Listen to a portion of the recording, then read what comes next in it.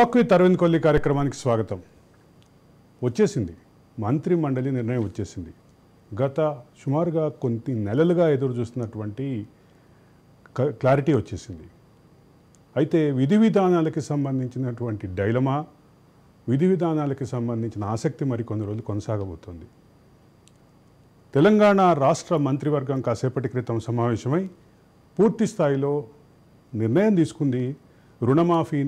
రుణమాఫీకి సంబంధించిన ప్రాథమిక విధి విధానాన్ని ఖరారు చేసినప్పటికీ సమగ్రమైనటువంటి విధి విధానాల్ని మరికొన్ని రోజుల్లో జీవో రూపంలో బయటపెడతామని చెప్పి ముఖ్యమంత్రి స్వయంగా చెప్పారు. అదే సందర్భంలో రైతు భరోసాకి సంబంధించినటువంటి అమలు విధి విధానాలకి దిశగా ఒక 4-man కమిటీ వేశారు.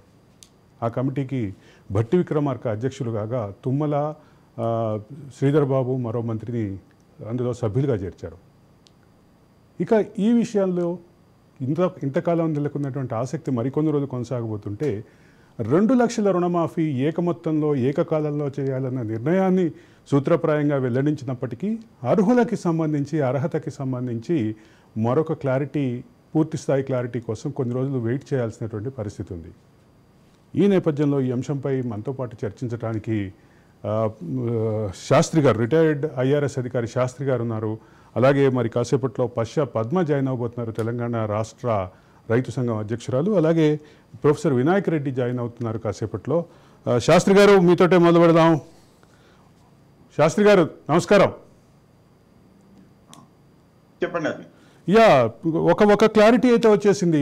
మీరు దాదాపు 10-15 సంవత్సరాలుగా ఈ అంశంపై చేస్తున్నటువంటి అంశంలో, వాదనలో ముఖ్యంగా చెప్పేటటువంటి అంశం ఏంటంటే, హామీ ఇచ్చిన వెంటనే ఆ హామీ అమలు దిశగా రైతు ఖాతాలో పూర్తిగా జీరో అవ్వాలి, రుణం అంతా ప్రభుత్వ ఖాతాకి మారాలి, ప్రభుత్వ రుణంగా మారాలి అనేది మీరు చెప్తున్నటువంటి మాట.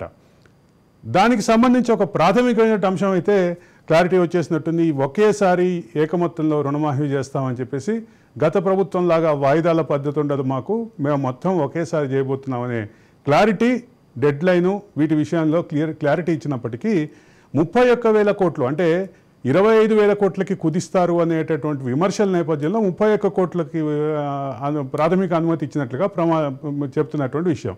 ఏం జరగబోతోంది, ఏంటి, ఎట్లా చూడాలి? నాకు అస్సలు డౌట్ ఏంటంటే ఈ 31,000 కోట్లు అన్నదే నాకు డౌట్ఫుల్. ఓకే, మరి ముఖ్యమంత్రి గారు అన్ని రికార్డ్స్ చూసామన్నారు, కానీ ఒక ప్రాథమికమైన రికార్డ్ మీకు చెప్తాను అరవింద్ గారు. లేటెస్ట్ ఎస్ఎల్బిసి మినిట్స్ ప్రకారము December 31st, 2023కి చిన్న రైతులు అంటే మార్జినల్ ఫార్మర్స్ లేకుంటే స్మాల్ ఫార్మర్స్ మొత్తాలే 79,000 కోట్లు. ఓకే, మరొకసారి రిపీట్ చేస్తాను అరవింద్. 31st December 2023కి రైతులు, ఎందుకంటే ఇంకా విధి విధానాల్లో పెద్ద రైతులు ఉన్నారు లేదో ముఖ్యమంత్రి గారు చెప్పలేదు, కేవలం చిన్న రైతులది మాత్రమే 79,000 కోట్లు 31 December 2023 ఉంటే, ముఖ్యమంత్రి గారు December 9 ముందర తీసుకున్న 31,000 కోట్లను మేము రుణమాఫీ చేస్తున్నాము అంటే, కేవలం చిన్న ఫార్మర్లు నేను చెప్తున్నాను అంటే ఈ 20 రోజుల్లో 50,000 కోట్ల రూపాయలు అప్పులు ఇచ్చింటారండి చిన్న రైతులకి. కాబట్టి దానిలో ఎక్కడో తేడా ఉంది. అంటే వీళ్ళు విధి విధానాల పేరుతో నంబరు తగ్గిస్తున్నారు, అమౌంట్ తగ్గిస్తున్నారు. ఆ ఎస్ఎల్బిసి పేపర్ కాబట్టి నేను మీకు రేపే పంపించగలను. అంటే ఇక్కడ ప్రాథమికమైన అంశం ఏంటంటే, ఎన్నికల తర్వాత వస్తున్నటువంటి ఫిగర్ ఏంటంటే 36 నుంచి 40,000 కోట్లకి ఈ మధ్యలో ఉంటుంది అనేది ప్రాథమికమైనటువంటి అంచనాగా కనిపించింది. ఇప్పుడు మీరు చెప్తున్నటువంటిది అసలు ఈ నెంబర్కి సంబంధం లేని చాలా హ్యూజ్ నెంబర్. డిసెంబర్ 31, 2023 లోపు 79,000 కోట్ల రుణాలని, అది కూడా స్మాల్ అండ్ మార్జినల్ ఫార్మర్స్కి ఇచ్చాము అనేటటువంటి విషయంలో బహుశా ఒకటై ఉంటుంది కదా శాస్త్రి గారు, ఒకటై ఉంటుంది కదా. అవుట్ స్టాండింగ్ అని చూపిస్తా ఉన్నారు Arvind. Outstanding on the date of 31st December 2023 చిన్న రైతులు, మార్జినల్ ఫార్మర్స్, స్మాల్ ఫార్మర్స్ కి 79,000 కోట్లు చూపించారు. ఈ ఇచ్చిన cut off date 9th December అంటే అది బహుశా 2022-23 వ్యవసాయక సంవత్సరం కంటే ముందు నుంచి బకాయిలుగా ఉన్నటువంటి వాటిని కూడా అక్యుములేట్ చేసి 79,000 కోట్లుగా చూపిస్తున్నారు అనేది ప్రాథమికంగా అనుకోవాలి. ముఖ్యమంత్రి కండిషన్ ప్రకారం 9 డిసెంబర్ 23 ముందు ఏం తీసుకున్నా కూడా కాదు వస్తుంది కదా. 9 డిసెంబర్ 2023 కంటే ముందు 2018 డిసెంబర్ 11వ తారీఖు తర్వాత ఈ మధ్య కాలంలో మాత్రమే. 218 తర్వాత అంటే ఈ ఫిగరు నేను లేటెస్ట్ ఇయర్స్ వీళ్ళు నాకు 2019 నుంచి వచ్చిన ఫిగర్ నేను చెప్తున్నాను. ఓకే 2019 క్లారిఫై చేస్తాను అరవింద్. 2019 తర్వాత, ఎందుకు 2018 వాళ్ళు అప్పుడే క్లోజ్ చేసుకున్నారు. ఓకే, దాని తర్వాత వాళ్ళు మళ్ళీ పెండింగ్ చూపించుకోలేదు నాకు తెలిసి. ఓకే, క్లారిఫై చేస్తాను. తర్వాత ప్రతిదానికి ఈవెన్ కాంట్రాక్ట్ యాక్ట్ లో ఏముంటుందంటే అరుణ్ గారు, time is the essence of the contract. అంటే మన విడతలు కానివ్వండి, లేకుంటే ఒకేసారి ఇవ్వడం కానివ్వండి, మనం పోస్ట్ పోన్ చేసుకుంటూ పోతే మీరు ఏ రైతు పాస్బుక్ అయినా చూడండి, గవర్నమెంట్ ఇచ్చిన ఈ రుణమాఫీ అంటున్నారు కానీ గవర్నమెంట్ ఇచ్చిన అమౌంట్ ని ముందు వాళ్ళు ప్రిన్సిపల్ కు వేయకుండా మొత్తం వడ్డీకి వేస్తున్నారు అరవింద్ గారు. ఇది అసలు పద్ధతే కాదు, అసలు బ్యాంకింగ్ ప్రొసీజర్ కాదు, నాకు తెలిసి అకౌంటింగ్ ప్రొసీజర్ కూడా కాదు.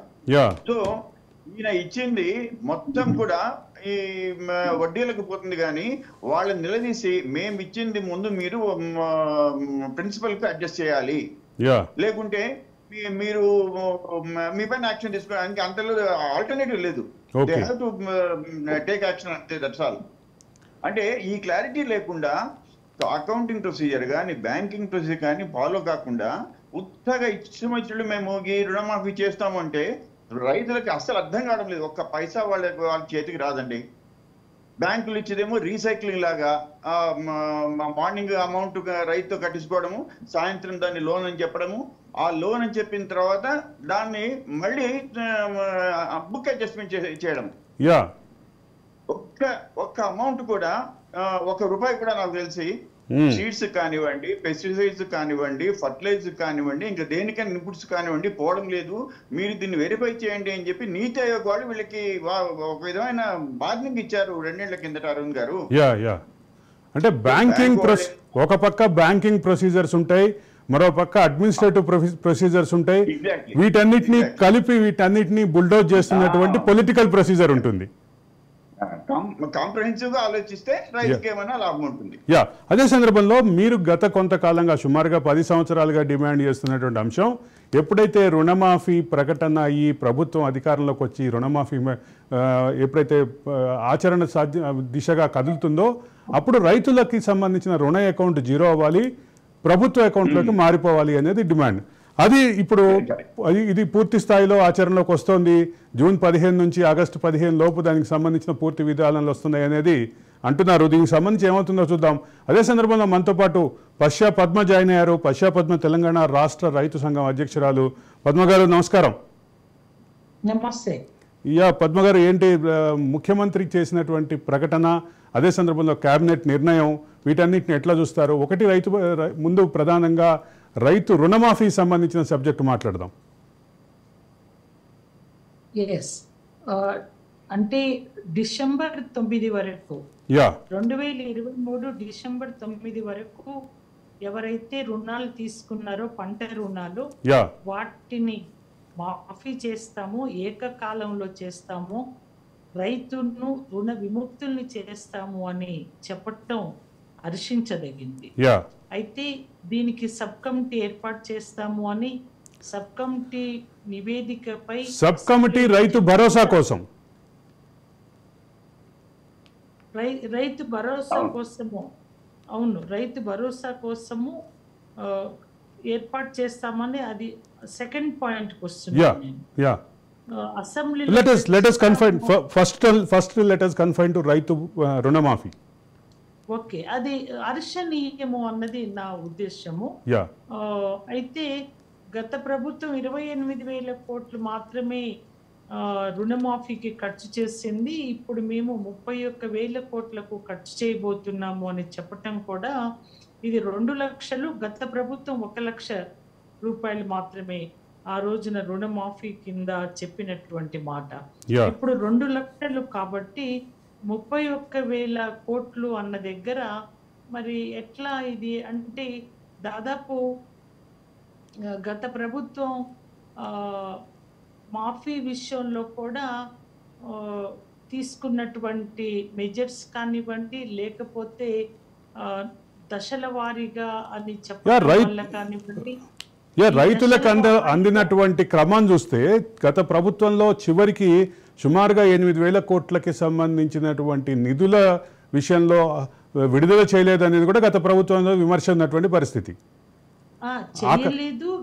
రెండవది విడుదల వారీగా చేయటం వల్ల వడ్డీ భారం ఎంత విపరీతంగా రైతుల మీద మోపబడిందో అందరము కూడా చవి చూసాము.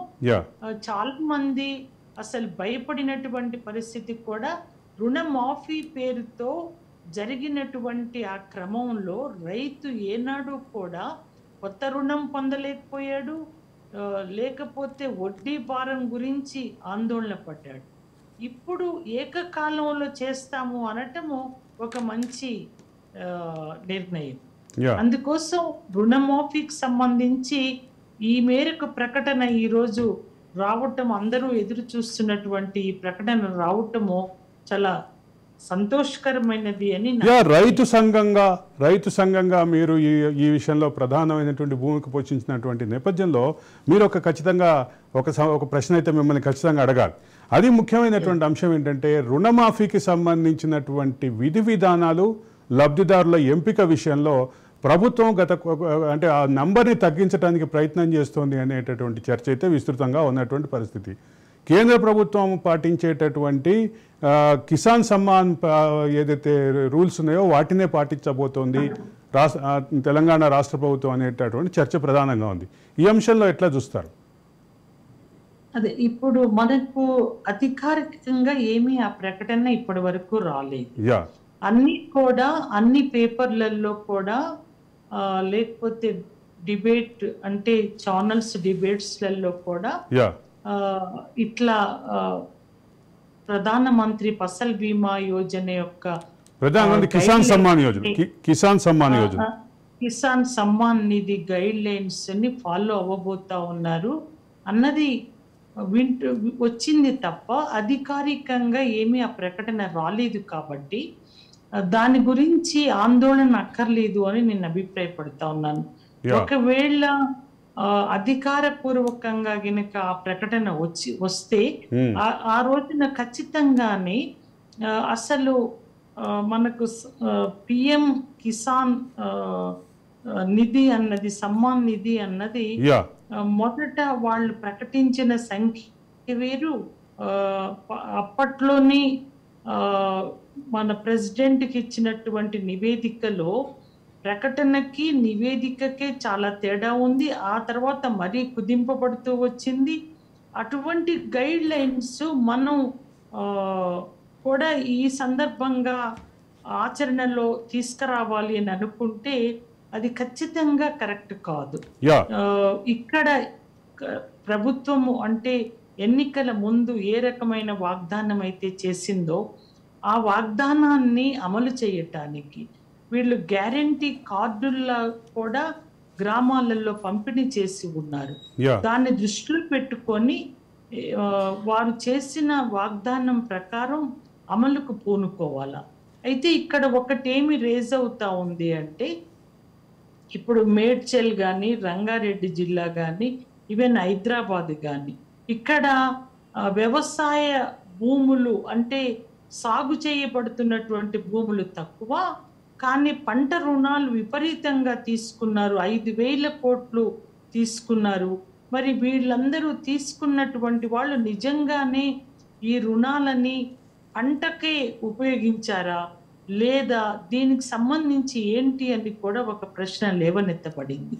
దీనికి సంబంధించి నిజంగా సాగు చేయటానికి పంట రుణాలను ఉపయోగించారా లేదా అన్నది సందర్భం వచ్చినప్పుడు విచారించటానికి కూడా అవకాశం తీసుకోవటం కూడా మంచిదే. మళ్ళీ రెండవసారి ఆ రకంగా సాగుకు ఉపయోగపడినటువంటి పంట రుణాలు ఇట్లా అంటే అంటే మనకున్నటువంటి ఈ అవకాశాన్ని కొంచెము అక్రమంగా ఉపయోగించుకోవటం కూడా కరెక్ట్ కాదు అనేది కొద్దిమందికి తెలియచెప్పటానికి కూడా ఇది విచారణ చేయటం అవసరమే అని కూడా ఆ చర్చ వచ్చినప్పుడు అభిప్రాయపడ్డా నేను కూడా. అందుకోసం ఇటువంటి పద్మ గారు I will come back to you. మనతోటి విశ్రాంత ఆర్థిక శాస్త్ర అధ్యాపకులు ప్రొఫెసర్ వినాయక్ రెడ్డి జాయిన్ అవుతున్నారు. వినాయక్ రెడ్డి గారు నమస్కారం. నమస్తే. వినాయక్ రెడ్డి గారు ఎక్కడో డ్రైవింగ్ లో జర్నీలో ఉన్నట్టున్నారు. ప్రాథమికమైనటువంటి అంశం ఏంటంటే, ఒక పక్కన రైతు భరోసా, రెండో పక్క రైతు రుణమాఫీ విధి విధానాల గురించి ఇంతకాలం ఎదురు చూస్తుంటే కాసేపటి క్రితం కేబినెట్ సమావేశమై కేబినెట్ ఇచ్చినటువంటి ప్రాథమికమైనటువంటి అంశం ఒకేసారి రుణమాఫీ చేయబోతున్నాం అనేది. ఒకేసారి రుణమాఫీ అంశాన్ని ప్రాథమికంగా తీసుకుంటే రైతు భరోసాకి సంబంధించినటువంటి లబ్ధిదారుల ఎంపిక అర్హతలకి సంబంధించినటువంటి పూర్తి స్థాయి పర్యవేక్షణ కోసం అది సిద్ధం చేయటం కోసం ఒక కమిటీని వేసింది, ఒక 4 మెంబర్స్ కమిటీని వేసినటువంటి పరిస్థితి. ఎట్లా చూడాలి ఈ అంశాన్ని మొత్తాన్ని కలిపి? ఎవరెవరు వాళ్ళు? బట్టి విక్రమార్క, అట్లాగే పొంగులేటి శ్రీనివాసరెడ్డి, బట్టి విక్రమార్క, తుమ్మల నాగేశ్వరరావు, కాబట్టి శ్రీధర్ బాబు. ఇది రైతు భరోసా పెంపుదల నిధుల పెంపుదలకు సంబంధించిన విధి విధానాలు, అదే సందర్భంలో రైతు భరోసాకి సంబంధించిన విధి విధానాల రూపకల్పనకి ఈ కమిటీ జూలై 15 లోపు నివేదిక ఇస్తుంది. జూలై 15 తర్వాత రైతు భరోసా నిధుల విడుదల ఉంటుంది అని ప్రాథమికంగా చెప్పినటువంటి పరిస్థితి. వినాయక్ రెడ్డి గారు, అయితే ఇప్పుడు రైతు భరోసాకి సంబంధించి దీంతో పాటు గతంలో హామీ ఇచ్చిన మేరకు ఆగస్టు 15 లోపు పూర్తి స్థాయిలో 2 లక్షల రుణమాఫీ, 2 లక్షల లోపు తీసుకున్నటువంటి రుణాలన్నిటికీ పూర్తి స్థాయిలో మాఫీ అమలు చేస్తామని చెప్తున్నారు. దాంతోపాటు కొన్ని అంశాలు ప్రధానంగా చర్చలోకి వస్తున్నాయి. అందులో అంటే ఏకమొత్తంలో రుణమాఫీ ఒకటేసారి చేస్తామనేది, రెండోది విధి విధానాలు ప్రాథమికమైనటువంటి అంశాలకు సంబంధించినటువంటిది పూర్తి స్థాయిలో జీవో ఇస్తామన్నారు.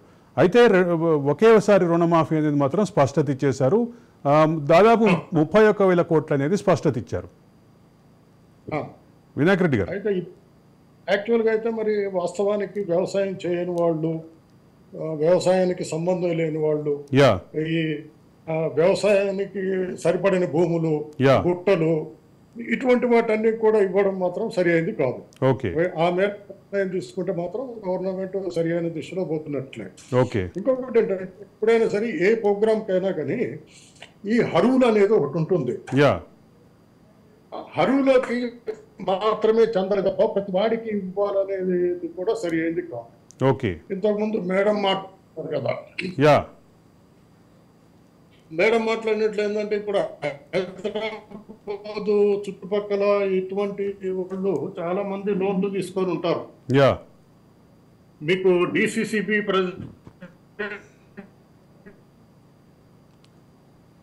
Will come back to Vinayak Reddy గారు, మీరు కనెక్ట్ అయ్యే ఉండండి. I will come back to Shastri గారు. చెప్పండి. ఇప్పుడు మీరు లేవనెత్తినటువంటి ఒక అంశం, హైదరాబాద్ చుట్టుపక్కల ఉన్నటువంటి జిల్లాల్లో ముఖ్యంగా వ్యవసాయ భూములు లేని చోట్ల వ్యవసాయ రుణాలు 1000 కోట్లలో ఉన్నది అనేది క్లియర్. సరి అయిన ప్రాధాన్యత లేకుండా పోయే ప్రమాదం ఉంటుంది కాబట్టి వినాయక్ రెడ్డి గారు, I will come back to you. మీరు ఇంటికి చేరినాక కనెక్ట్ అవ్వండి. శాస్త్రి గారు, నిజం చెప్పాలంటే అరవింద్ గారు, ఒక 5 ఏళ్ల కిందట హైదరాబాద్ లో మీకు స్టాటిస్టికల్ డేటా అని ఉంటుంది, ప్రతి సంవత్సరము గవర్నమెంట్ పబ్లిష్ చేస్తుంది. దానిలో హైదరాబాద్ లో కల్టివబుల్ ల్యాండ్ నిల్ అని ఉంటుంది. కానీ బ్యాంకులు దాదాపు ప్రతి సంవత్సరము 5,000 కోట్ల వంతున 5 ఏళ్లకి 25,000 కోట్ల రూపాయలు పంట రుణాలు హైదరాబాద్ లో ఇచ్చినట్టుగా నేను చూశాను. ఎప్పటి మాట ఒక 5 years కి అంటే మళ్ళీ నేను దాన్ని అప్డేట్ చేసుకోలేదు. హైదరాబాద్ ఇప్పుడు ఉందో లేదో తెలియదు కానీ హైదరాబాద్కి ఇచ్చినప్పుడు దీన్ని చాలా సార్లు వాళ్ళు మన బ్యాంకర్స్ మీటింగ్ దొరుకుతుంది కదండి, దానిలో కూడా రేస్ చేశారు. సో మేము వెరిఫై చేస్తాము అన్నారు.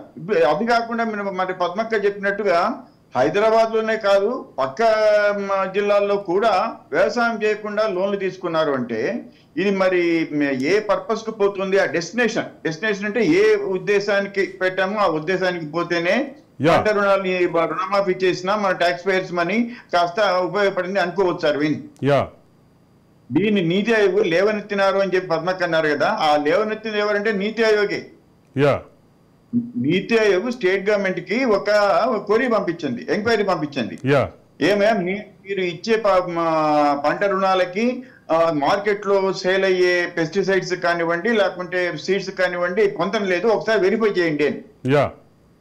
మరి ఇప్పుడు ముఖ్యమంత్రి కమిటీ వేసింది ఓన్లీ పంట భరోసాకే వేశాడా కానీ పంట రుణాలు దేనికి పోతుందో లేదో అన్నది ఆయన మరి వెరిఫై చేస్తానని చెప్పి అనలేదు. పంట రుణాలకి సంబంధించి పూర్తి స్థాయి జీవో రిలీజ్ చేస్తామని మాత్రం చెప్పారు. వెరిఫికేషన్ అంటే ఇక్కడ కూడా పంట రుణాలు నిజంగా మరి పడావు భూములు పోతున్నాయా లేకుంటే అసలు వ్యవసాయదారులు వ్యవసాయాన్ని ఉపయోగిస్తున్నారా లేదన్న వెరిఫికేషన్ లేకుండా ఇచ్చేట్టుగా ఉంది. సో ఇంకోటి ఏంటంటే పంట రుణాలు భరోసాకు మీటింగ్ July 15th పెట్టుకుంటే అరవింద్ గారు, భరోసా యొక్క మెయిన్ పర్పస్ ఏంటంటే ఇన్పుట్స్ కోసం ఒక అగ్రికల్చర్ సీజన్ లో ఇచ్చే అమౌంట్ అది. ఇప్పుడు జూన్ 21st లో ఉన్నాం. అంటే మేలోనో జూన్ లోనో వీళ్ళు ఇది రాలేదు కాబట్టి బ్యాంకులు ఎలాగూ విధించదు కాబట్టి ఆల్రెడీ వీళ్ళు అప్పుల్లో అంటే బయట నుంచి అప్పులు తెచ్చుకుంటారు. వాటి వడ్డీలను మనం ఊహించలేము, బయట తెచ్చే వడ్డీలు. అసలు పంటలు కోయక ముందే వచ్చేది వాళ్ళు అసలు క్రెడిట్ తీసుకునేదే విత్తనాల షాపులు తీసుకుంటారు అరవింద్ గారు. సో ఈయన June 15th కమిటీ రిపోర్ట్ ఇచ్చి మళ్ళీ ఇంకొక July 15th కమిటీ రిపోర్ట్ తీసుకొని ఆగస్ట్ దేనికి వచ్చేవాడంటే ఈ ఇచ్చే 15,000 5,000 8,000 దానికి డబుల్ వడ్డీ అప్పటికే పే చేసి ఉంటాడు. Okay, time is essence. ఊరికి పోస్ట్ పోన్ చేసుకుని మేము ఒకేసారి ఇస్తాము. ఏ పర్పస్ లో రైతు భరోసా ఇవ్వబోతున్నారో ఆ పర్పస్ ఆల్రెడీ కాలం దాటిపోయింది అనేది మీ అభిప్రాయం? దాటిపోయింది. దొంగలు పోయిన 6 నెలలు కుక్కలు పోయినట్టుగా ఉంటుంది అప్పుడు ఇస్తే అది. వినాయక్ రెడ్డి గారు చెప్పండి. ఇప్పుడు ఒకటి రైతు భరోసా, రెండోది రైతు రుణమాఫీ. మొదటిదే రైతు రుణమాఫీగా భావించాలి. రైతు రుణమాఫీ ఒక పక్క రాజకీయ వాద వివాదాలు, రాజకీయ సవాళ్లు, వీటన్నిటి నేపథ్యంలో ఆగస్టు 15 లోపు చేస్తాము అని చెప్పి ముఖ్యమంత్రి ఏదైతే సవాలు విసిరారో అదే సందర్భంలో రాజీనామా చేస్తామని చెప్పారో ఆ రాజకీయ సవాళ్ల నేపథ్యంలో ఈ అంశం మరింత జటిలమైంది. ఆ నేపథ్యంలో ఈరోజు వచ్చినటువంటి క్యాబినెట్ బ్రీఫింగ్ ఏదైతే ఉందో, క్యాబినెట్ మీటింగ్ తర్వాత ముఖ్యమంత్రి మంత్రులు మాట్లాడినటువంటి విషయం ఏదైతే ఉందో దానికి సంబంధించినటువంటి అంశం చర్చలో ఉన్నాం. ఇక ప్రాథమికమైనటువంటి అంశాలు చెప్తూ పూర్తి స్థాయి విధి విధానాలు జీవో రూపంలో ఇస్తాం, ఆ జీవో చదివితే మీకు పూర్తిగా అర్థమవుతుంది అని చెప్పారు.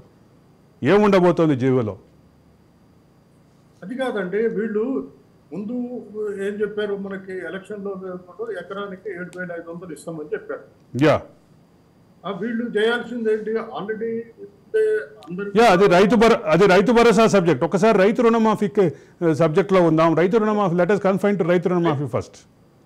రైతు రుణమాఫీకి సంబంధించిగా చూసినట్లయితే ఇంతకుముందు పద్మ గారు మన సాయి ప్రసాద్ గారు చెప్పినట్లు హైదరాబాద్ చుట్టుపక్కల 5,000 కోట్లు ఇచ్చినట్టుగా మన వాళ్ళు చెప్తా ఉన్నారు. అది కూడా వాస్తవమై ఉంటుంది. ఎందుకంటే ఈ దీర్ఘకాలిక రుణాలు ఎవరైతే తీసుకుంటున్నారో వాళ్ళందరూ కూడా చాలా పెద్ద రైతులై ఉంటారు. మామూలుడికైతే నాకు 10 ఎకరాలు ఉన్నా కానీ నాకు 3 లక్షలు కాదు కదా, 1 లక్ష కంటే ఎక్కువ ఇవ్వట్లేదు. అటువంటిప్పుడు ఈ రుణాలందరూ రాజకీయ నాయకుల పర్సంటేజ్ ఎక్కువ ఉంటుంది, పెద్ద రైతులు ఎక్కువ. పెద్ద రైతులు ఇప్పుడు మనం డివిజన్ గా చూసుకున్నట్లయితే పెద్ద రైతులు చాలా 1% 2% ఉంటారు. కానీ అదే సందర్భంలో శాస్త్రి గారు ఇంకో విషయం చెప్తున్నారు. స్మాల్ అండ్ మార్జినల్ ఫార్మర్స్ కి సంబంధించినటువంటి డేటా తీస్తే రాష్ట్ర స్థాయి బ్యాంకర్ల సమావేశంలో లీడ్ బ్యాంక్ అయినటువంటి SBI సబ్మిట్ చేసినటువంటి నివేదిక ప్రకారం 79,000 కోట్లు 2023 డిసెంబర్ నాటికి మొత్తం బకాయి ఉంది అని చూపిస్తోంది. అన్ని బ్యాంకులు కలిపి బ్యాంకర్ల సమావేశంలో, రాష్ట్ర స్థాయి బ్యాంకర్ల సమావేశానికి కోఆర్డినేట్ చేసే లీడ్ బ్యాంక్ అయినటువంటి ఎస్బీఐ ఇచ్చినట్టు, గతంలో ఎస్బీహెచ్ ఉండేది, ఎస్బీఐలో కలిపిన తర్వాత ఎస్బీఐ అయింది. ఎస్బీఐ ఇచ్చిన ప్రకారం 79,000 కోట్లు. కానీ రుణమాఫీ చర్చ మాత్రం 31 నుంచి 40 కోట్ల మధ్య తిరుగుతోంది. మరి రుణమాఫీ అయితే మనకు వచ్చిన సమాచారం ప్రకారం మరి సార్ చెప్తుంటారు కానీ 35,000 కోట్లు అంటున్నారు. 31,000 కోట్లని కాసేపటి క్రితం ముఖ్యమంత్రి స్వయంగా చెప్పారు. ఎంత చెప్పారు? 31,000 కోట్లు. 31,000 కోట్లు. 31,000 కోట్లు అనేది ఎవరికి సంబంధించింది, ఎట్లా ఉన్నది అనేది మనకి పూర్తి వివరాలు అయితే తెలియదు. కానీ నేను ఒకటి చెప్పగలను ఏంటంటే దీంట్లో మాత్రం చాలా జాగ్రత్తగా అర్హత ఉన్న రైతులకు మాత్రమే ఇస్తేనే అది ప్రయోజనకారిగా ఉంటుంది తప్ప అర్హత లేని రైతులకు ఇచ్చినట్లయితే ప్రజాధనాన్ని దుర్వినియోగం చేసినట్లయితే, ఇంతకుముందు మన శాస్త్రి గారు చెప్పినట్లు అది ట్యాక్స్ పేయర్స్ మరి కాబట్టి వీళ్ళు ట్రస్టీగా ఉండి దాన్ని జాగ్రత్తగా ఉపయోగించాలి తప్ప అభివృద్ధికి ఉపయోగించి తద్వారా ప్రజలకి ఉపయోగపడే పనులు చేయాలి తప్ప అనర్హులకి ఈ 2 లక్షల మాఫీ అనేది దాన్ని జాగ్రత్తగా చూడాలి. మీరు చెప్పినట్లు ఎవరైతే కమిటీ ఉన్నదో ఈ కమిటీ సభ్యులకి ఇంతకు ముందు రైతు సమస్యలు తెలియకనా లేకపోతే కొత్తగా వీళ్ళు కనుక్కునేదో అయితే అర్థం కావట్లేదు. ఇప్పుడు మీకు ఇప్పుడు హైదరాబాద్ చుట్టుపక్కల భూములు ఉన్నాయి అనుకోండి, ఒక గంట లోపల మీకు రెవెన్యూ డిపార్ట్మెంట్ ఇస్తే అసలు ఆ భూములు సేద్యంలో ఉన్నాయా లేవా, నిజంగా సేద్యం చేస్తున్నారా లేదా, నిజంగానే తీసుకున్న పర్పస్ గా ఉపయోగించారా లేదా అనేది ఇంకా తెలుసుకోవడానికి అవకాశం ఉంటుంది. దాన్ని బేసిక్ గా ఆధారంగా తీసుకుని రుణమాఫీ చేస్తే బాగుంటుంది అనేది. అంటే వ్యవసాయ రుణాల్లో స్వల్పకాలిక రుణాలు, దీర్ఘకాలిక రుణాలు ఎట్లా కేటగరైజ్ చేయబడ్డాయో పంట రుణాలు అనేది ఒక సపరేట్ కేటగిరీ. ఈ కేటగిరీ మీద క్లారిటీ రావట్లేదు అనేది నా ప్రశ్న ప్రధానంగా. శాస్త్రి గారికి కానీ మీకు కానీ అదే ప్రశ్న.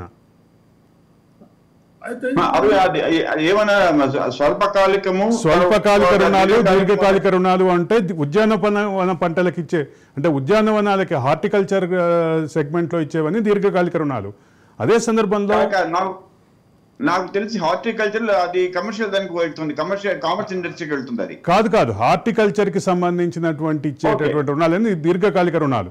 అదే సందర్భంలో వ్యవసాయ ఇంప్లిమెంట్స్ కి ఇచ్చే రుణాలు, అంటే ఒక ట్రాక్టర్ కొనుక్కుంటున్నప్పుడు ఇచ్చే రుణం, అది వాయిదాల పద్ధతిలో చెల్లించేటటువంటి దీర్ఘకాలిక రుణం. ఇప్పుడు ప్రభుత్వం ఆలోచించేది అరుణ్ గారు, ప్రభుత్వం ఆలోచించేది short term loans. Short term loans అంటే స్వల్పకాలికమే, అంటే వార్షిక రుణాలు, వార్షిక పంట రుణాలు. వార్షికం కూడా 6 నెలలు, అంటే క్రాప్ సీజన్ పైన డిపెండ్ అవుతుంది. ఓకే, ఒక్కోసారి 6 నెలల తర్వాతనే ఇవ్వాలి, లేకుంటే సంవత్సరం లోపల ఇవ్వాలి. సార్ ప్రసాద్ గారు, వార్షిక రుణాలు అంటే పంట రుణాలే సార్. వార్షిక రుణాలన్నీ పంట రుణాలే. 2 క్రాప్ షార్ట్ టర్మ్. అదే నేను అనేది ఏంటంటే, ఇప్పుడు ఒక రైతు ఉన్నాడు అనుకోండి, రైతు ఈ క్రాప్ లోన్ అంటే దట్ ఈస్ ద వార్షిక రుణం అనేది క్రాప్ లోన్ కిందకి వస్తుంది. దీర్ఘకాలిక రుణాల కిందకి రాదు, షార్ట్ టర్మ్ లోన్ వస్తుంది. ఇప్పుడు మీరు జూలైలో తీసుకున్నారు అనుకోండి క్రాప్ లోన్, మళ్ళీ వచ్చే సంవత్సరం జూలై లోపు అంటే 2 క్రాప్లకి ఒకేసారి తీసుకుంటారు. మళ్ళీ ఎవ్రీ 6 months కి రెన్యువల్ చేయరు, ఇయర్లీ రెన్యువల్ చేస్తారు. అందువల్ల దీన్ని షార్ట్ టర్మ్ లోనే అనాలి, దీర్ఘకాలిక రుణం కాదు. దాన్ని వార్షిక రుణం దీర్ఘకాలికం అనేది ప్రభుత్వ దృష్టిలో లేదు అరవింద్, అది అవుట్ ఆఫ్ క్వశ్చన్. అది ఓన్లీ షార్ట్ టర్మ్ లోన్స్ గురించి ఆలోచిస్తున్నారు ఒకటి. ఇంకోటి, ఈ వడ్డీ లేని రుణాలకు ఇన్సెంటివ్ లేదు అంటే ఏ రైతు కూడా 1 year లోపల కట్టడం లేదు, ఎందుకంటే గవర్నమెంట్ ప్రామిస్ చేస్తూ ఉంది కాబట్టి. షార్ట్ టర్మ్ లో 1 year లో కడితేనేమో వడ్డీ లేని రుణాల కింద వాళ్ళకి ఇంట్రెస్ట్ రాయితీ రావాలి, రావడం లేదు, అంటే దానికి అవకాశం లేదు. ప్రతి గవర్నమెంట్ వచ్చి మేము రుణాలు తీరుస్తాం అంటున్నారు కాబట్టి పాపం చెల్లించే వాళ్ళు రైతులు చెల్లించకుండా పోతున్నారు, వడ్డీ ఎక్కువైపోతా ఉంది. అది గవర్నమెంట్ ఆ బాధ్యత వహించడం లేదు గవర్నమెంట్. ఇక రైతు భరోసాకు వద్దాం. వినాయక్ రెడ్డి గారు, రైతు భరోసాకి సంబంధించినటువంటి అంశంలో వినాయక్ రెడ్డి గారు ఒక్క నిమిషం చెప్పండి. గత ప్రభుత్వం ఏం చేసిందంటే, ఇంతకు ముందు సాయి ప్రసాద్ గారు చెప్పినట్లు ఈ విత్ ఇన్ ది ఇయర్ లో కట్టినట్లయితే వడ్డీ లేని రుణాలు దొరికేటి. అయితే ఎప్పుడైతే ఈ రైతు భరోసా ఇవ్వడం మొదలు పెట్టారో టీఆర్ఎస్ గవర్నమెంట్, అప్పుడు ఏం చేశారంటే ఈ స్కీమ్ని ఎత్తేసారు. ఏది రైతు ఇచ్చినప్పుడు అప్పటి నుంచే ఏంటంటే ఒకరు మీరు తీసుకుంటే ఒకవేళ మాఫీ కాకపోతే మీరు వడ్డీ కట్టాల్సిందే. అంతకుముందు ఏంటంటే central government, state government 4%, 3% share చేసుకుని రైతు 1% కట్టేవాడు. ఈ వీళ్ళు టీఆర్ఎస్ వచ్చినాక ఏంది ఆ 1% కూడా మేమే కడతామని చెప్పి దాని తర్వాత రైతు బంధు పేరు మీద దాన్ని ఎత్తేసారు. రైతు బంధు పేరు మీద అన్ని రకాలైన సబ్సిడీలు ఎత్తేసారు. మెకానికల్ సబ్సిడీ ఎత్తేసారు, విత్తనాల సబ్సిడీ ఎత్తేసారు, ఈ రుణమాఫీ వడ్డీ లేని రుణాలు ఎత్తేసారు. ఇవన్నీ కూడా ఎత్తేసారు. ఓన్లీ రైతు బంధు మాత్రమే వాళ్ళు ఇచ్చేవారు. అందువల్ల ఏమవుతుంది, ఈ రుణమాఫీ కాకపోతే వడ్డీలు పెరిగి అంతకుముందు ప్రభుత్వం అయితే 1 లక్ష రుణమాఫీ చేసిందో 1,75,000, 80,000 రుణాలే వడ్డీ అయిపోయింది. అందువల్ల ఏంటంటే అప్పుడు పెద్దగా రైతులు పెద్ద బెనిఫిట్ కాదా. అందువల్ల ఏమవుతుందంటే ఇవి మీరు సరి అయిన టైం లోపల మాత్రమే రుణమాఫీ చేస్తేనే రైతులకు బెనిఫిట్ అవుతుంది తప్ప మీరు టైం తప్పి చేస్తే ఏమైందంటే వడ్డీ పెరుగుతూ ఉంటుంది. అందువల్ల ఏమవుతుంది, అదే సందర్భంలో వినాయక్ రెడ్డి గారు అదే సందర్భంలో మరొక అంశం కూడా శాస్త్రి గారు లేవనెత్తున్నారు. ఇదైతే రైతు భరోసాకి సంబంధించినటువంటి అంశంలో Rythu Bharosa committee report ఇచ్చేదే July 15 అయితే జూలై 15 కమిటీ రిపోర్ట్ ఇచ్చిన తర్వాత ఆచరణలోకి వచ్చి డబ్బులు రైతు ఖాతాలో పడేటవి ఇంకా లేట్ అవుతుంది. ఈలోపు వ్యవసాయం అంటే ఆ పర్పస్ ఏదైతే ఉందో ఇన్పుట్ కాస్ట్గా ఉపయోగపడాలని ఇస్తున్నటువంటి డబ్బులకు సంబంధించిన అంశం ఆ పర్పస్ నెరవేరదు అనేది శాస్త్రి గారి వాదన. దీని మీద మీరేమంటారు? దీని మీద నేను అనేది ఏంటంటే గవర్నమెంట్ దగ్గర ఖచ్చితంగా లెక్కలు ఉన్నాయండి. దాన్ని పోస్ట్పోన్ చేసుడు, గవర్నమెంట్ దగ్గర డబ్బులు లేకపోవడం, వీళ్ళు సమీకరించలేకపోవడం వల్ల జరుగుతున్న జాప్యం తప్ప ఇప్పుడు వీళ్ళు మీరు 5 ఎకరాల వరకు అయితే ఇమ్మీడియట్ ఇవ్వచ్చు కదా. 5 ఎకరాల తర్వాత ఇస్తారా లేదా అనేది తెలియదు. ఇంతకుముందు లాస్ట్ టైం ఇచ్చినప్పుడు కూడా మీరు 5 ఎకరాల వరకే ఇచ్చారు. 10 ఎకరాల వరకు కొంతమందికి ఇచ్చారు, కొంతమందికి ఇవ్వలేదు. ఇప్పుడు నిజంగానే రైతులకి ఇమ్మీడియట్ గా వాళ్ళు ప్రైవేట్ వడ్డీ వ్యాపారస్తులకు కానీ, లేకపోతే చుట్టాల దగ్గర కానీ, పక్కల దగ్గర కానీ పోకుండా వాళ్ళకి మీరు ఉపయోగపడాలి అన్నప్పుడైతే ఇప్పుడే సార్ అన్నట్టు ఇప్పుడే ఇవ్వాలి. వాళ్ళు ఎంతమందికి ఇప్పుడు 5 ఎకరాల లోపలైతే ఖచ్చితంగా ఇవ్వాల్సిందే కదా. మరి అటువంటి 5 ఎకరాలు అంటే అర్హత నియమాల నుంచి లబ్ధిదారులకు సంబంధించిన ఎంపిక వరకు అన్నిటికీ సంబంధించిన విధి విధానాలను ఈ కమిటీ రూపొందిస్తుంది అని ముఖ్యమంత్రి చెప్పారు. ముఖ్యమంత్రి ఏదైనా చెప్తాడంటే ఆయన పోస్ట్ పోన్ చేసుకోవాలి. 5 ఎకరాల లోపల ఇప్పుడు రేపు కమిటీ రిపోర్ట్ 5 ఎకరాల కూడా ఇవ్వద్దాను ఇస్తారా? ఓకే, అనేది ఏంటంటే 5 ఎకరాలు, 2 ఎకరాలు, 3 ఎకరాలు, 1 ఎకరాలు అనుకుంటే వాళ్ళకి మీరు ఇమ్మీడియట్ గా డిస్బర్స్మెంట్ చేయొచ్చు. అదే సందర్భంలో రైతు భరోసా విషయంలో 100 ఎకరాలు, 1000 ఎకరాలకి సంబంధించినటువంటి మండలాల్లో, జిల్లాలకు సంబంధించిన డేటా అంతా పూర్తిగా అంటే రాష్ట్ర ప్రభుత్వం దగ్గర ఉంది. ఎవరైతే అంటే సాగులో లేని భూములకి క్లెయిమ్ చేసుకున్నటువంటి వాళ్ళు, అదే సందర్భంలో భూసేకరణలో హైవేలకు ఇచ్చేసినటువంటి వాళ్ళు కూడా రైతు బంధు క్రెడిట్ అయినటువంటి సంబంధాలు, వీటన్నిటికి సంబంధించిన వార్తలు అయితే వచ్చినాయి. ఈ నేపథ్యంలో వీటికి సమగ్రమైనటువంటి సొల్యూషన్ ఇస్తుందని భావించవచ్చా? నేను చెప్పిన మన అరవింద్ గారు, ఇది గవర్నమెంట్ నిజంగా చిత్తశుద్ధిగా అక్కడ ఉన్నట్లయితే ఇది వారం రోజుల లోపలనే పూర్తి సమాచారాన్ని తెప్పించుకునే అవకాశం ఉంది. ఎందుకంటే ప్రభుత్వం అనేది ఈ విలేజ్ లెవెల్ వరకు ప్రభుత్వం పనిచేస్తుంది. ఒక విలేజ్ లోపల 2 ఎకరాలు, 2 ఎకరాలు, 3 ఎకరాలు ఉన్నవాడైతే పడవ పెట్టుకోడు కదా. ఏదో ఒక చిన్న ఉంటాడు కదా. ఇమ్మీడియట్ గా నువ్వు 5 ఎకరాలు ఉన్న వాళ్ళకి ఇచ్చేసేయి కదా. నువ్వు ఇప్పుడు ప్లాట్లు చేసిన వాళ్ళు ఎక్కడ చేశారంటే విలేజ్ లో ప్లాట్లు చేయరు కదా. శాస్త్రి గారు ఒక చిన్న మాట ముగించే ముందు ఒక చిన్న మాట రైతు భరోసాకి సంబంధించిన కాల పరిమితి ఏదైతే మీరు పర్పస్ చెప్పారో ఆ పర్పస్ నెరవేర్లేదు కాబట్టి రైతు భరోసాని ఇంకా ముందుకు తీసుకురావాల్సినట్టయితే ముందుకు జరిపి ఈ నెలలోనో జూలై మొదటి వారంలోనో వేయాల్సిన అవసరం ఉందని భావిస్తున్నారా? కరెక్ట్ కదా. ఇప్పుడు ఆ కమిటీ ఎందుకంటే ఇంతకుముందు మీరు నేను అరవింద్ గారు ఒకసారి గుర్తు చేస్తున్నాను మీకు. కామారెడ్డి జిల్లాలంతా మనం ఒకసారి రికార్డ్ చూసాం ఏది రైతు బంధు ఎవరికి వచ్చిందని. దానిలో ఈ 1 గుంట, 2 గుంటలు, 3 గుంటలకు ఇచ్చిన సందర్భంలో మనం చీఫ్ సెక్రటరీకి ఒక లీగల్ లెటర్ కూడా రాసాం. దానిలో ఏం రాసామంటే ఫ్రాగ్మెంటేషన్ అన్నది యాంటీ ఫ్రాగ్మెంటేషన్ చట్టం అని మన రాష్ట్రంలో ఉంది. నిజంగా వ్యవసాయానికి ఉపయోగపడాలి అంటే మినిమం ఏరియా ఉండాలి. అవన్నీ మీరు సార్ట్ అవుట్ చేయాలి. కమతం విస్తీర్ణం ఆధారంగా వ్యవసాయ భూముల గృహోపయోగ భూములు అనేది తేల్చొచ్చు అనే విషయాన్ని కూడా రాసాం. దానికి సంబంధించిన అంశం గుర్తుంది, రైట్ కి సమయాన్ని గుర్తు చేశారు. ఇది పదావు భూముల కన్నా ఎక్కువ ఉంది. ఈ 1 గుంట 20 గుంటలు 30 గుంటలు ఇచ్చే సమాచారము వాళ్ళ దగ్గర ఉంది, మనమే వెరిఫై చేశాం. తర్వాత ముఖ్యమంత్రి గారు, పాత ముఖ్యమంత్రి గారు కూడా మనం ఈ లెటర్ రాసిన ఒక 2-3 వీక్స్ తర్వాత అరవింద్ గారు కరెక్ట్ ఈ కమతీకరణ కమతాలని కలపడం అన్నది ఆలోచించాలి అని చెప్పి ఇప్పుడు నేను చదివాను. కమతాల ఏకీకరణ అంటే సమాజంలో ఉన్నటువంటి ప్రస్తుత పరిస్థితిలో సాధ్యం కాదు అని అప్పటి ముఖ్యమంత్రి కేసీఆర్ కూడా చెప్పారు, నాకు గుర్తుంది. దాన్ని పరిశీలించండి అని కూడా అన్నట్టుగా నేను చదివాను అరవింద్. ఓకే, సో అంటే నేనేమిటంటే ఎంత డబ్బులు పెట్టినా కూడా ఎప్పుడు ఇచ్చినా కూడా అది వ్యవసాయానికి ఉపయోగపడాలి. 1 గుంట 2 గుంటల్లో వ్యవసాయం చేసుకునే అంటే ఏంటి, వాళ్ళకి 250 రూపాయలు పడింది. వాళ్ళు ఎక్స్టెంట్ ప్రపోర్షనల్ ఇస్తున్నారు కాబట్టి అరవింద్ 250 రూపీస్ పడింది వాళ్ళకి. ఎగ్జాక్ట్లీ, అది ఏ వ్యవసాయానికి ఉపయోగపడుతుంది?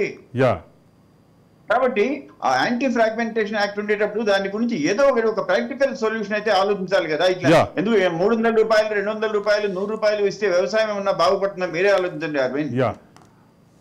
ఇది తెలంగాణ రాష్ట్ర మంత్రివర్గం కాసేపటి క్రితం తీసుకున్నటువంటి నిర్ణయం. ముఖ్యంగా రైతు రుణమాఫీ అంటే దానికి సంబంధించినటువంటి విధి విధానాలని నిర్ణయించేశాము. దానికి సంబంధించినటువంటి పూర్తి స్థాయి జీవో రాబోతుంది. ఆ జీవో వచ్చిన తర్వాతే క్లారిటీ వస్తుంది అనేది ముఖ్యమంత్రి చెప్పారు. అదే సందర్భంలో రైతు భరోసాకి సంబంధించినటువంటి విధి విధానాల రూపకల్పనకి చేసినటువంటి కమిటీ జూలై 15 లోపు తమ నివేదిక ఇస్తుందని చెప్పారు. అయితే ప్రాథమికమైన అంశంగా ఉన్నటువంటి ఈ జూలై 15 లోపు ఈ పర్పస్ ఏదైతే పర్పస్తో ఇస్తున్నామో ఆ పర్పస్ నెరవేరుతుందా అనేది ప్రధానమైనటువంటి ప్రశ్న కాగా, ఒక పక్క విధి విధానాలు, రెండో పక్క మరొక పథకం యొక్క విధి విధానాలు. దీంట్లో మాత్రం ఒక విషయం చెప్పక తప్పదు, ముఖ్యమంత్రి కూడా ఈ విషయాన్ని ప్రస్తావించారు. ప్రభుత్వ చిత్తశుద్ధిని ఎవరైతే శంకించారో వాళ్ళకి ఇది సమాధానం అని చెప్పారు. ఒక విషయం మాత్రం క్లియర్గా చెప్పాలి, రుణమాఫీకి విధి విధానాల రూపకల్పన దిశగా వెళ్తున్నటువంటి క్రమంలో రుణమాఫీకి నిధుల సమీకరణ కూడా అదే రకమైనటువంటి టాస్క్గా ఉంటుంది.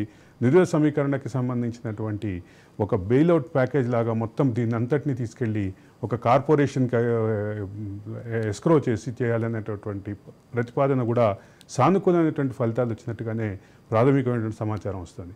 ఈ నేపథ్యంలో ఆంధ్రప్రదేశ్లో వచ్చినటువంటి కొత్త ప్రభుత్వం కూడా ఇదే రకమైనటువంటి దిశగా వెళ్లాల్సినటువంటి పరిస్థితి వస్తుందేమో. తెలంగాణ ఆర్థిక నిర్వహణలో చేస్తున్నటువంటి ఈ చర్య ఖచ్చితంగా దేశానికి మార్గదర్శనం అవుతుందేమో చూడాలి. ధన్యవాదాలు వినాయక్ రెడ్డి గారు, ధన్యవాదాలు శాస్త్రి గారు, ధన్యవాదాలు పచ్చ పద్మ గారు. ఇది ఈరోజు the talk with Arvind Kolli. Stay tune to Raj news.